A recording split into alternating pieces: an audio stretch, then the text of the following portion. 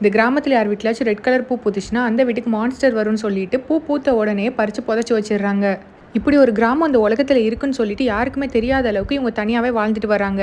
அதையும் தாண்டி இவங்க வெளியில போகணும்னு நினைச்சா அந்த காடை தாண்டி தான் போகணும். அந்த காட்டுக்குள்ள தான் அந்த மான்ஸ்டர் இருக்குன்னு சொல்லிட்டு எங்கேயுமே போகாம இந்த கிராமத்துக்குள்ளே இருக்கிறாங்க. இந்த கிராமத்துல டெய்லி ஒரு விலங்கு கொண்டு அந்த மான்ஸ்டர் போட்டுட்டு போயிருது. அதுக்காக 2 பேர் டெய்லி நைட்டு காவலுக்கு இருக்கிறாங்க. அதுல ஒருத்தன் தான் நம்ம ஹீரோ.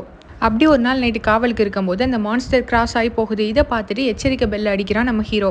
அந்த மான்ஸ்டருக்கு பயந்து எல்லாருமே வீட்டுக்குள்ள போயிடுறாங்க. ஹீரோயின் மட்டும் நம்ம ஹீரோக்காக வெயிட் பண்ணிட்டு இருக்கா. ஏன்னா அவளுக்கு கண்ணு தெரியாது. அந்த மான்ஸ்டர் கிட்ட வரும்போது நம்ம ஹீரோவும் எப்படியோ காப்பாத்தி கூட்டிட்டு வந்துடுறான் வீட்டுக்குள்ள.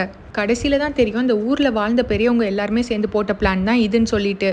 எதனால இப்படி பண்ணியிருப்பாங்கன்னா வெளி உலகத்துக்கு போயிட்டு அந்த மாதிரி மாறிடுவாங்க, நம்ம கிராமத்துக்குள்ளே கரெக்டாக இருக்க மாட்டாங்கன்னு சொல்லிட்டு தான் இந்த மாதிரி ஒரு மோசமான பிளானையும் போட்டிருப்பாங்க.